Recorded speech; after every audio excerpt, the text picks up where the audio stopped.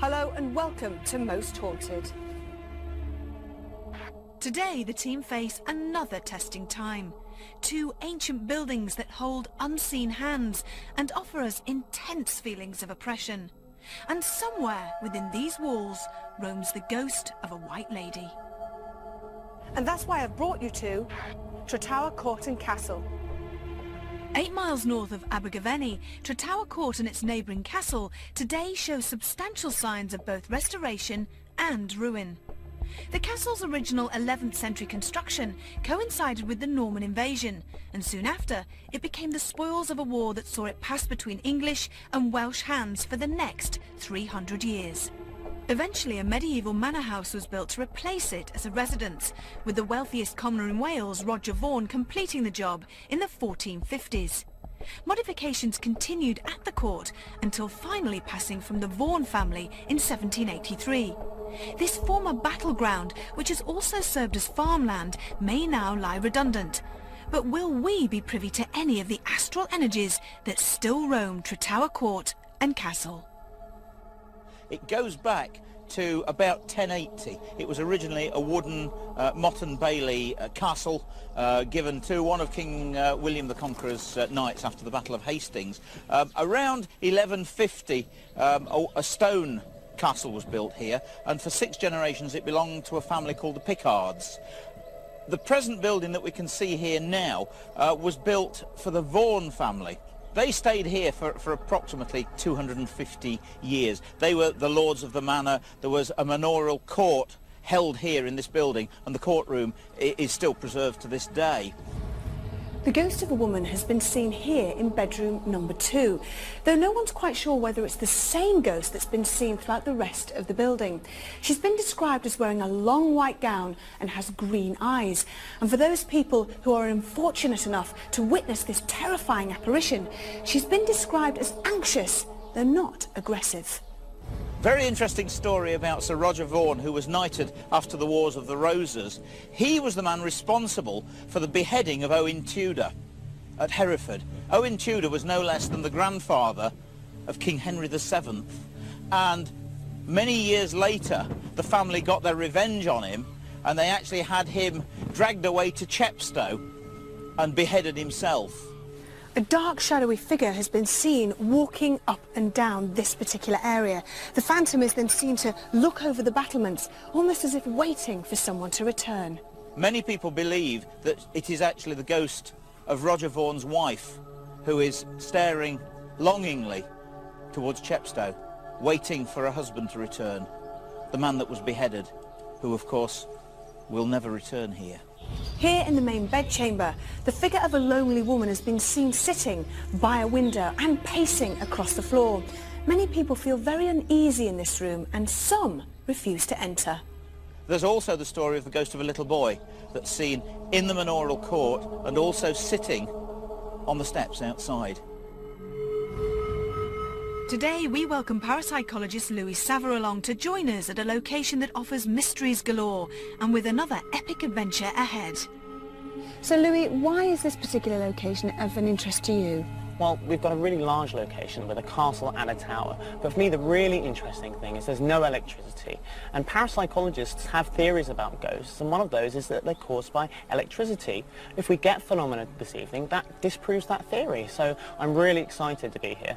What about the fact that we have 2 locations? We have the castle, we have the manor house behind us that used to be used as courtrooms.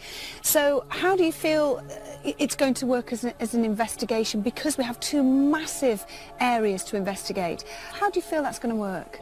On previous occasions, other groups have made noises which have then sent us off investigating those noises, and it's turned out to be the other group. So here we can have different groups on vigils where we know that the noises can't be caused by anything else normal. Okay. Now here there only seems to be 2 ghosts. Do you find in your experience that a lot of haunted locations, a lot of phenomena has been caused by one particular ghost, or do you find the phenomena less because there are supposedly less spirits around? That's a very hard question to answer, Yvette. I mean, every place that we've been to is different, and there are, you know, millions of haunted locations around the globe. This just happens to have 2 ghosts, so it doesn't seem to have a lot of ghostly activity with the site, but then we just don't know until we start investigation what's going to happen. Okay. And with the mean and moody Black Mountains as the perfect backdrop, we fully intend to put our nerves to the test as soon as these crumbling walls are shrouded with the deathly darkness of nightfall. But until then, we've decided to concentrate on the manor house and not the open-air castle. Our resident mediums are also now in Powys and ready to begin. But what would Derek Acora and David Wells unearth from the sometimes bitter and battle-weary past that still haunts Tretower Court and Castle?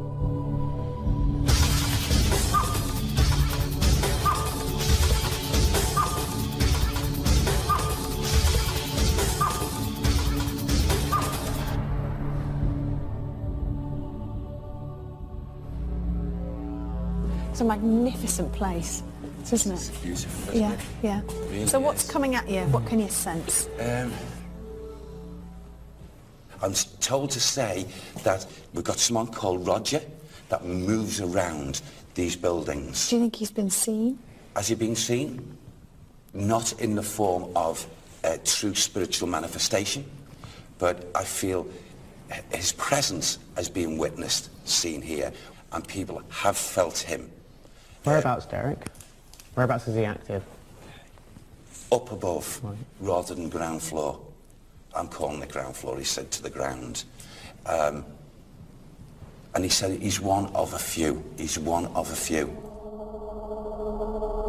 The name of Roger does hold strong connections with Tretower, with more than one landlord sharing this name. But would this character live up to their promise of accelerated levels of activity up on the higher levels? The main bedchamber appeared a perfect place.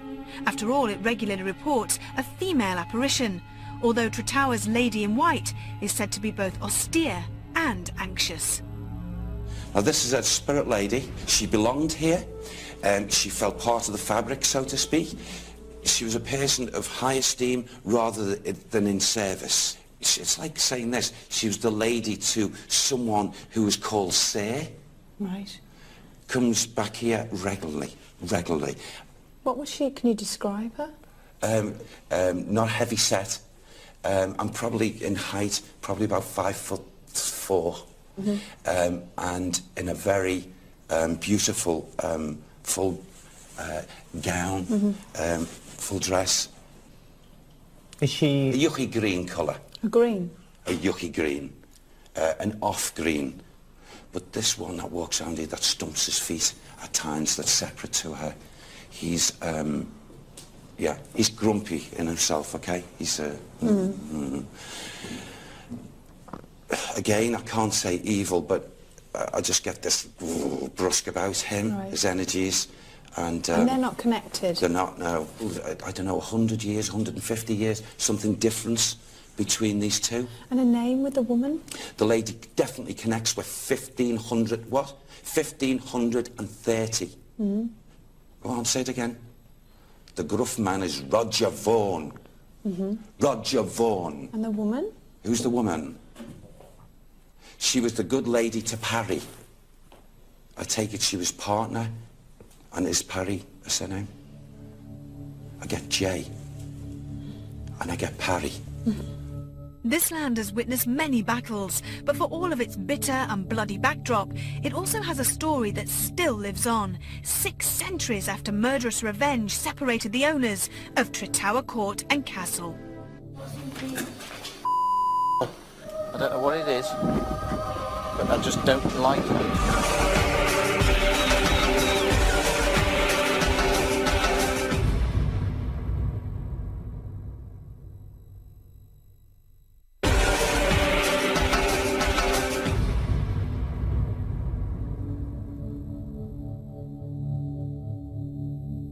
At over 900 years old, Tretower Castle now lies as a crumbled shadow of its former self, whilst Tretower Court, its neighbouring manor house, is our base for this most haunted investigation.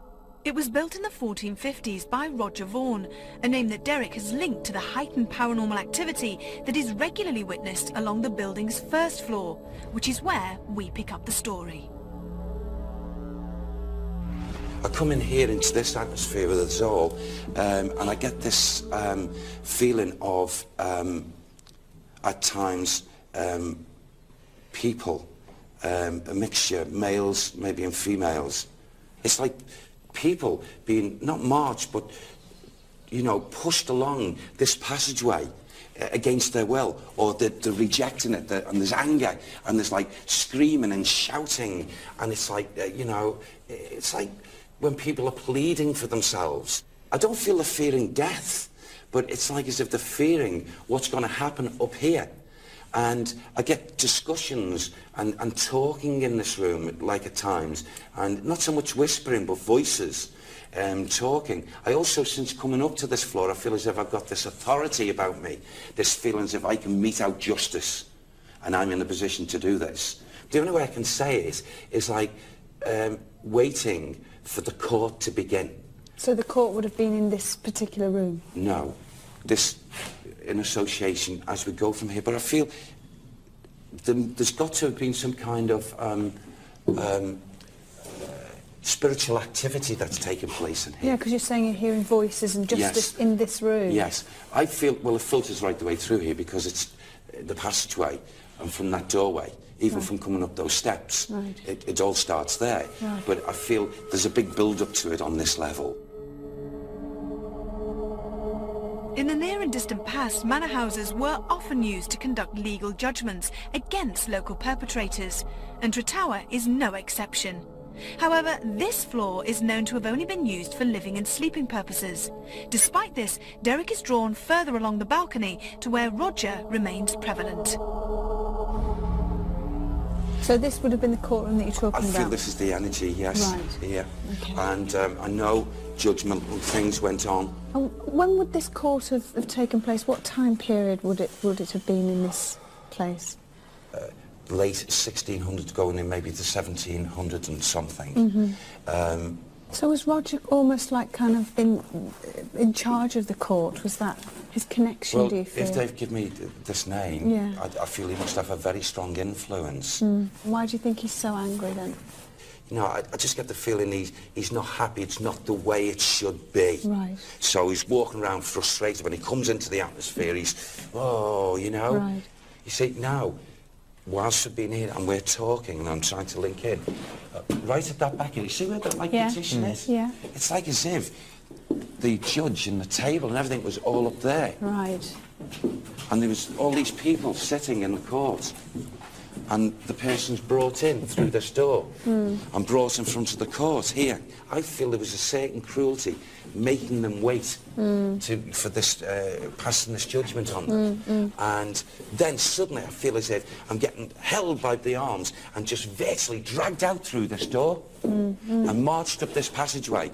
And it seems to be one after another, here, boom, and then dragged out manually out into that passageway, and them screaming and shouting. So I feel that at times the sounds in here and along this passageway would be heard very strongly. It sounds to me like, would something awful have happened to them? So, because for instance, if you're coming up here to be tried and then you're being dragged off screaming, you know, you must think that you're going to your death or something awful is going to happen to them. This is something I've been, you know, asking mentally. What happened in this room here, the fear factor of being held downstairs and then being brought up those stairs and then into this room, these people were petrified being dragged along that passageway. Although the legal proceedings that took place at Tretower were actually performed downstairs, Derek's belief in Roger Vaughan's prevalence here may relate to the Englishman having built much of the brick building that remains today. So far, though, little had been heard of the White Lady that allegedly haunts this hollow shell. So what would David Wells feel from the room that is so often associated with her apparition?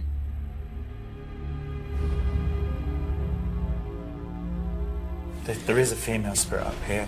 Age-wise, she seems late 20s, early 30s.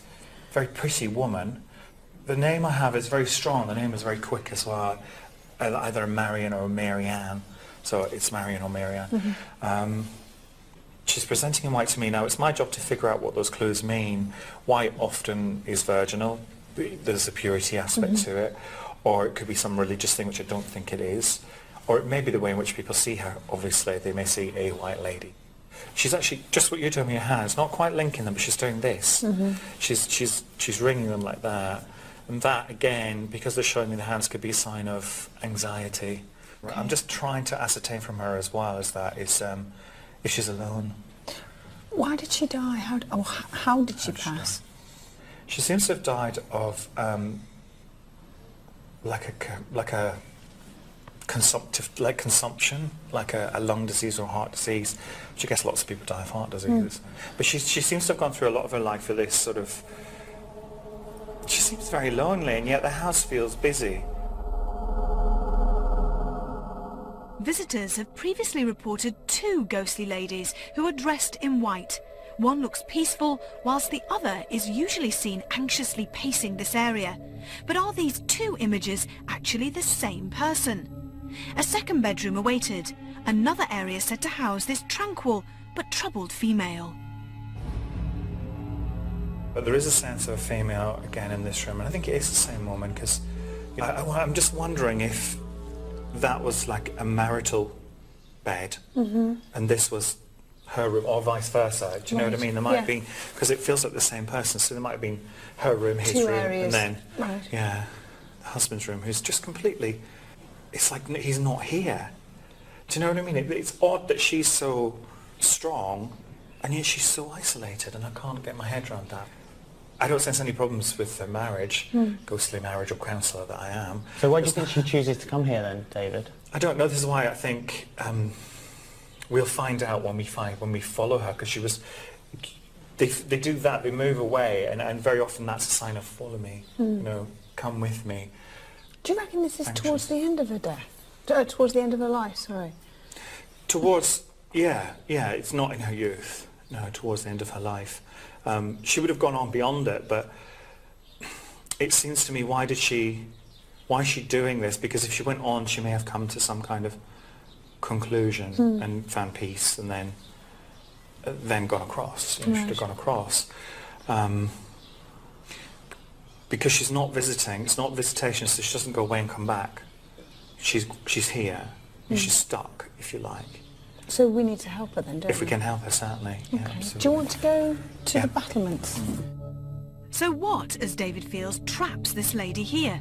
Many believe this to be the astral energy of Sir Roger Vaughan's wife. He was captured and killed in the border town of Chepstow in 1471. So does she still wait for the love that she longs to return? You know what I'm going on? Simply the look. Right. If you can say someone looks Welsh, right. Yeah. She looks Welsh, but I know there's an English connection down there. I guess that's her husband, who she stands here and waits for. She's facing that way. She knows he's not coming back. He's either been killed fighting, or what I'm trying not to say, he's been executed. You're trying not to say it, but that could be what had happened to him. But it could be because that's what she's trying not to say. She doesn't, you know, I'm not saying I'm channeling her, I'm not doing that, but it's almost, like I said, standing here, I can get deeper into her presence, and it does feel, she knows he's not coming back, but she stands here almost out of a matter of respect for him. She's in my mind's eye, she's turning away and walking back, specifically showing me that she walks back into that bedroom, the very first one we went into them. The image she's giving me is that she just lies down and effectively her life is over and she dies. She didn't literally do it, but that's figuratively what she's saying to me. Sir Roger Vaughan's wealth built much of Tretower's manor house, and it's openly thought that his heartbroken wife is the female apparition seen staring in the same southeasterly direction as her husband's execution. It was now time to switch to night vision and split into groups as our investigation continued in complete darkness. With Derek, Stuart, Ian and Louis heading to the main bedchamber, Rachel, Kath and Joe decide to try their luck in the castle tower. However, ghosts suddenly became the least of my worries. Little did the rest of the crew know of my fear of bats. In fact, not many people realise how scared I really am. Now, if you want evidence of this, here's my own personal encounter from a previous investigation at Cornwall's Prideaux Place. I'm just wondering if there's a tunnel that goes to the house, but then, you know, there is not this sense of it goes all the way to the sea. There is not a sense of that at all for me. However, it may have taken it away from me.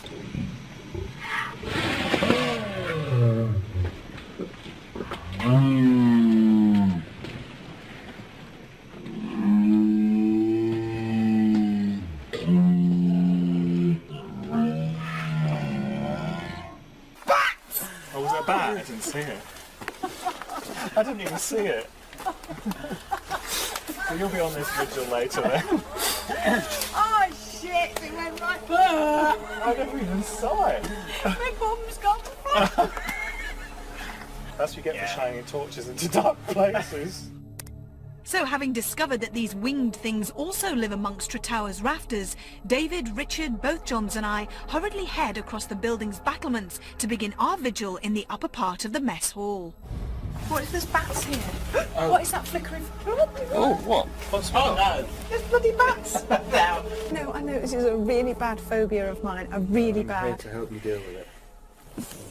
Oh no, John, no, we haven't got a torch. Please help us. Come on! Oh! I think we managed it. I think we're all right. Okay, let's go in there. Come, Richard. What's this? Oh. What is it? Oh, what was that? What? Did you hear that? Creak? No. Yeah, I just heard a creak. Is there anybody there? Hello? Oh, shoot. Oh, sorry. No, it's because of these bats that are making me... If anybody knew how I am so... This is one of my biggest phobias. It is, I have this fear, this absolute fear of... Hello? Hello? Come on, somebody here. That was a real... I sure just saw... Wait, I heard I heard that. It's like a pebble dropping on the floor. Yes. But only a small one. To be fair, it could be something from the roof, but it is quite... There's no wind, there's no... Can you do that again? Can you make that noise again for us? There's someone here. If there is, please can somebody give us a sign, let us know that you're around? Can you do something for us, please? There is a lady here present. Marianne? Or Marianne? Is that right, Marianne? Marianne. Yeah. Please, can you let us know? What? What? Did you feel the ground? Yeah, I heard... Yeah, I did. Oh, that's you again. No, I never moved. Explain exactly what it was. It was like... I felt... If I do that, Yeah. it makes you feel it, yeah? Yeah, I it's felt like the floor shuddered. My phobia of bats may have initially put me on edge, but with David and John both testifying that Tretower's shaking floor wasn't down to natural circumstances, we did start to wonder who else was walking amongst us. Tonight we were tackling both the elements as well as a castle and a keep that may not want us around. There is an astral by you, and I don't mean to upset you, but he's in the...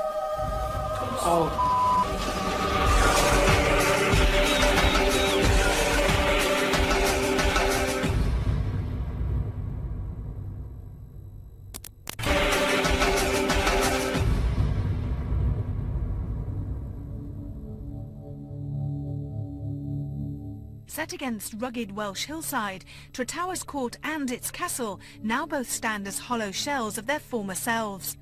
The Vaughan family name may be synonymous with this land, but do a battle-scarred husband and his forlorn wife still haunt the home where their physical bodies were last together? Although horrified by a daunting swirl of bats overhead, I was happy to continue my first floor vigil with David, Richard and both Johns. And further along the gallery, Derek, Stuart, Ian and parapsychologist Louis were keenly exploring the desolate delights of the main bedchamber. Roger Vaughan, are you in this area with us? If you are, we graciously ask you to give us some kind of indication. We would appreciate it if you could do something for us to let us know of your presence. I don't know if that's the camera, but 3 times I've seen a light come here. I saw a light there as well. Did you? Roger, was that you? Could you do that again? What colour light was it? White. It was white light. Hear that there? Yeah. Was that you, Roger? Are you now trying to communicate with us? Please, if it was, with total respect, can you do it again? See, I don't know where this leads off to in here. Does it go anywhere? No, it doesn't, does it? Like a No. toilet or something.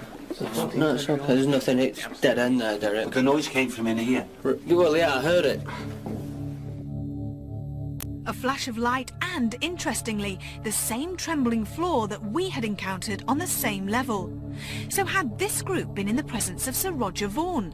And a few hundred yards away, Rachel, Kath and Joe were also now in position at the dark and decrepit castle that Derek had also earlier visited.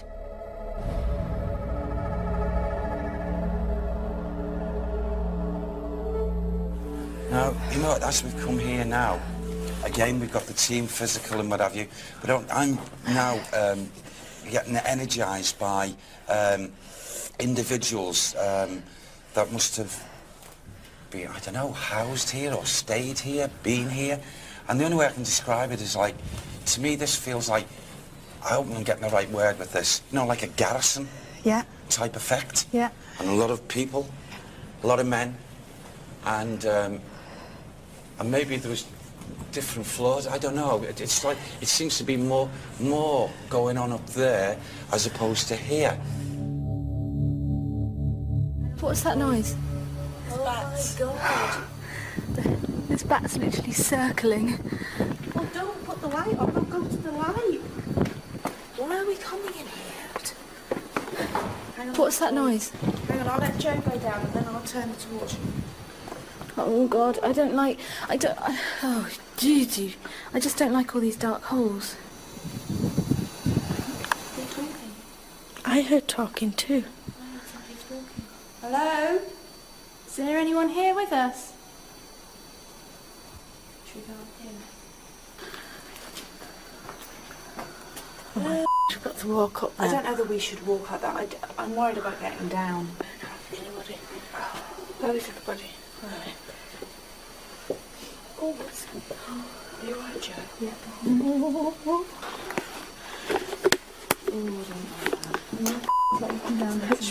Oh my... I can't move my legs, they're shaking. Hang on. Oh, I thought I saw movement. Where? Oh my God, banging noise, like walking. Did you hear it? Yeah. Like footsteps. Oh, that's down there. What? Look. Where? Look at that. Come here. Hello? I don't like being up here. Hello, is there anyone here with us? If we get scared, I'm going to go falling. Is there someone there? Hello? Hello? Go on, David, ask out. Do you feel anything here? I do feel someone here. I feel this woman here. If there's anyone here, if there's any astral beings present, please make yourself known. If that was you that shook the floor, then shake the floor again. I don't like it. It just did it. Did you move, John? Yeah, he did. Right, can you feel that? No.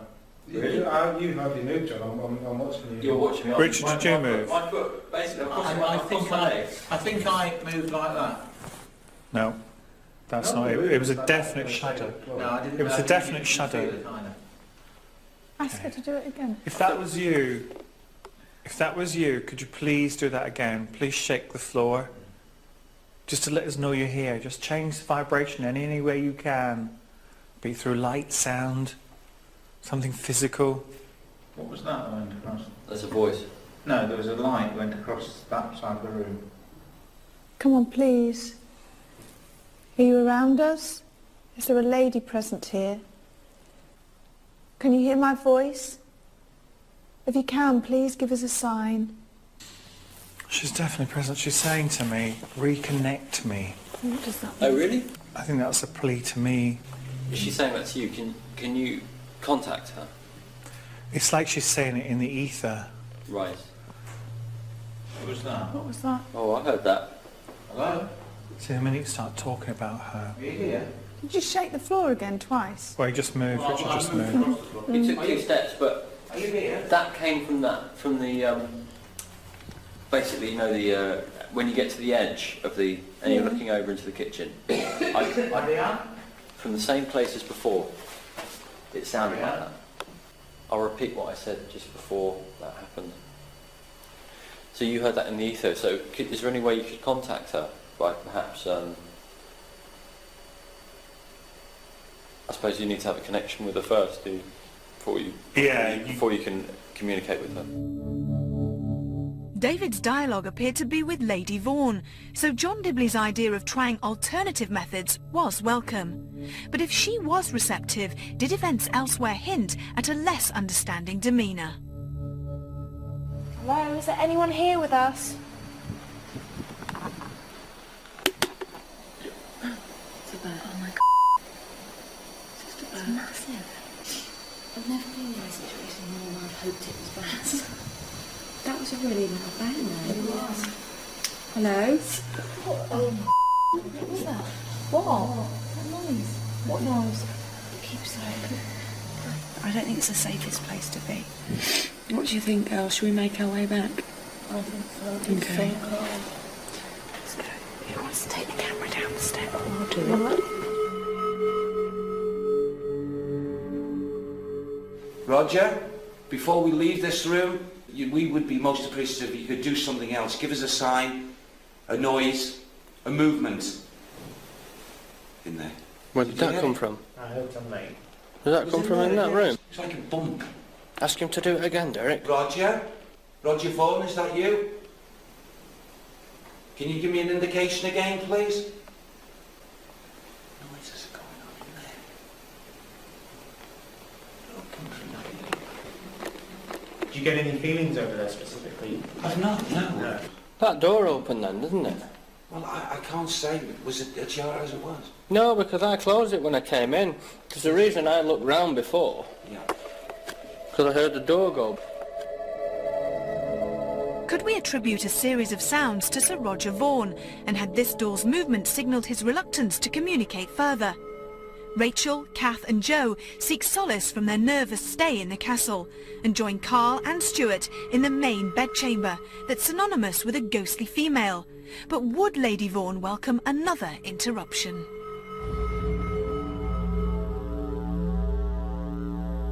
Marianne Vaughan, are you here? Could you make a sound, make a noise?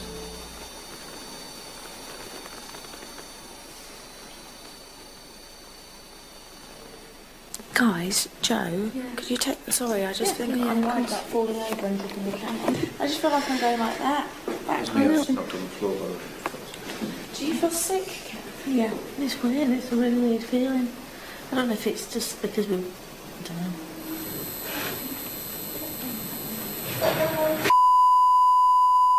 Really very scary. What was it you saw there? Well, there was a massive light, and it was like a whole vision of something.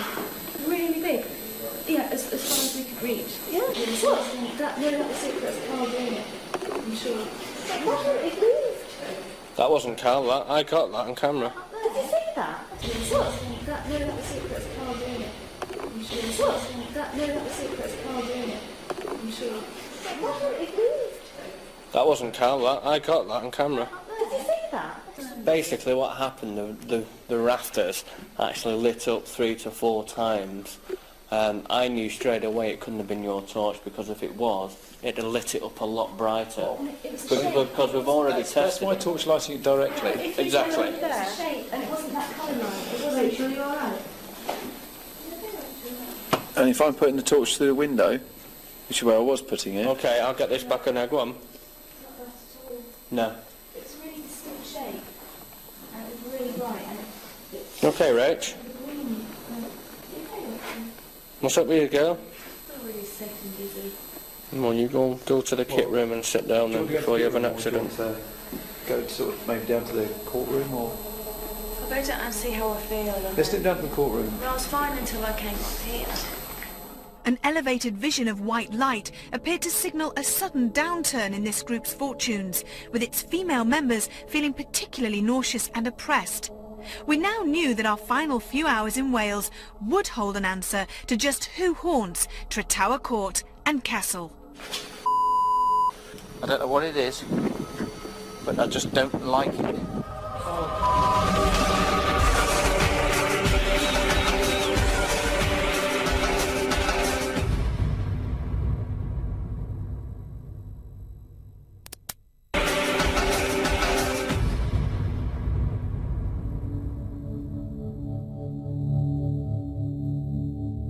We now felt ready to launch 3 separate and simultaneous vigils in the hope of ascertaining who is haunting Tretower Court and where. Once again we synchronised all of our cameras and sent a foolhardy Richard to contend with the elements out on the battlements, whilst Carl leads a group in to try the grim surroundings of the courtroom. And with the building's main bedchamber proving particularly active, we wanted to try an experiment that we hadn't done before. This involves David, Kath and myself chanting the word Om. This mantra sets a tone which is equal to an earth tone and is supposed to alter vibrations, which will open up to more paranormal activity. This tone is said to attract astral beings who are willing to communicate and let themselves be known. So would anything happen to these individual investigative groups whilst our chanting took place?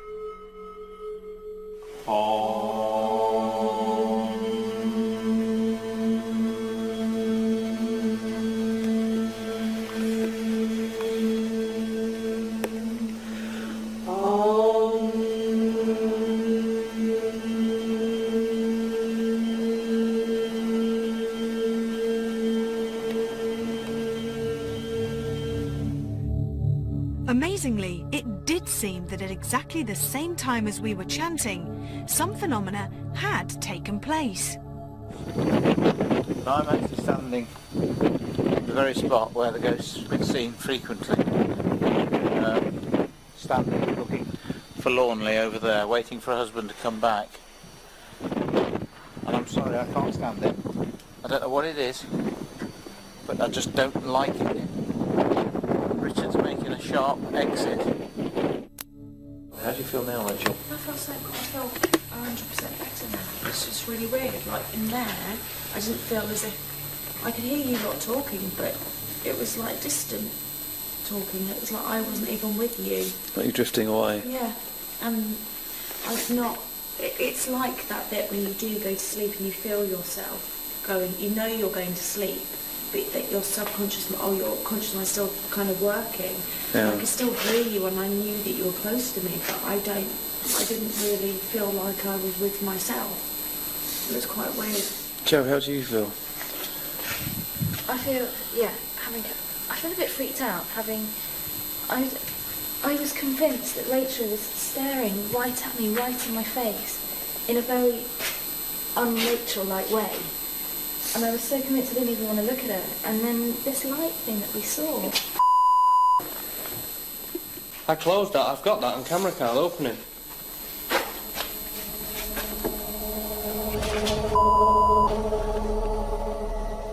I closed that. I've got that on camera, Carl. Open it. No. Is anyone outside? Is that footsteps? Hello? I was watching someone here. Nobody above us. Oh, it's closing. Nobody above us. No, it's closing. Are you there? Despite the blustery conditions up on the battlements with Richard, the microphones on these ground floor cameras detected no atmospheric changes. And upstairs, one particular astral was about to provide a major surprise. Now tell me, does anybody feel anything? Feel anyone in the room? Oh, I don't know if it was a muscle spasm, but I just got a tap on my shoulder. Really? But it could have been a muscle spasm or it could have been a tap, I don't know. There is an astral by you, and I don't mean to upset you, but he's a young boy. Yeah. And he is either someone you knew at school has died, or someone in your family has just died recently. A young boy? Well, someone like your age. Could it be about 18? Yes, yeah, it's like you. Do you want me to give him his name, who I think it could be? No, let me tell you more. Car accident, car crash, or maybe motorbike or something like that. Was it? Yeah. Oh. Yeah? Okay, I'll tell you what he's saying to me. He's saying that there's no blame attached to whoever considers they're at fault. There's no blame, and any blame was on his own side. What's his name, David? Tony. Thomas. Oh. Okay. He's with him now. Yeah, side by side. Oh, bless him. Was he the one that just tapped on my shoulder? He may have been. That's why I contacted. As soon as you said it, turned around and saw him side beside you. Can you describe him? He's wearing a white t-shirt, pair of jeans. Not an over fussy boy. Never was an over fussy boy. He's making a joke about shaving. He's just a very simple boy. And he's saying specifically it's nobody's fault. So what he's actually saying was it was his time, which is a very hard thing for us to understand. But he's actually saying it was his time, which is why he's saying no one is at fault. Our decision to cover as much ground as possible appears to have paid dividends, with each vigil individually aiding our quest to qualify or disprove this location's claims of supernatural phenomena. At a glance, Tretower's imposing castle and impressive court can easily fool any visitor. And that made us very keen to ensure that all of our vigils and experiments relied purely on evidence and not autosuggestion. Along with the auditory and light phenomena witnessed earlier in the night, the earth tone experience then appeared to signify an increase in paranormal activity. And add to this Tretower's ever-growing sense of depression and loss, and we end an investigation that is both puzzled and pleased. I wasn't involved in the investigation at Tretower Court, but it gives me an ideal opportunity to comment objectively on any phenomena that occurred. At one point, a small group actually started reciting a mantra as instructed by David Wells. I know for a fact that Ian was quite overcome with the fact that David actually came up with one of his mates. There is an astral by you, Ian. I don't mean to upset you, but he's a young boy. Ian was quite emotionally affected by the information that came through, and in terms of his interpretation and what he took away from it, he was quite impressed. Can you describe him? He's wearing a white t-shirt, pair of jeans. Not an over fussy boy. Never was an over fussy boy. Parapsychologists are aware of a number of natural linguistic explanations for the information that may come out of such a reading. There are certain linguistic explanations that could make a reading appear more accurate than it actually is. And perhaps it was one of these linguistic explanations that could account for the experience that Ian had. It's interesting that the feelings of that group of people after they had left the room and after they had been chanting the mantra was one of quite a positive mood, or at least they felt as though they had experienced something. The difficulty is that you're dealing with a situation where you could almost say a placebo is at work. They're being told that the mantra and that reciting this particular word is going to build up the energies. And there's a particular use of language that encourages quite a positive outlook. It's all about building up and energy and all of those sort of words that could encourage you to feel as though something has actually changed, when in fact it's purely psychological. And I think maybe that's what was going on in that particular session. A land that witnessed battle and bloodshed now harbours an austere energy, that of a love and heartbreak that still lies lost in time. Until next time, sleep tight.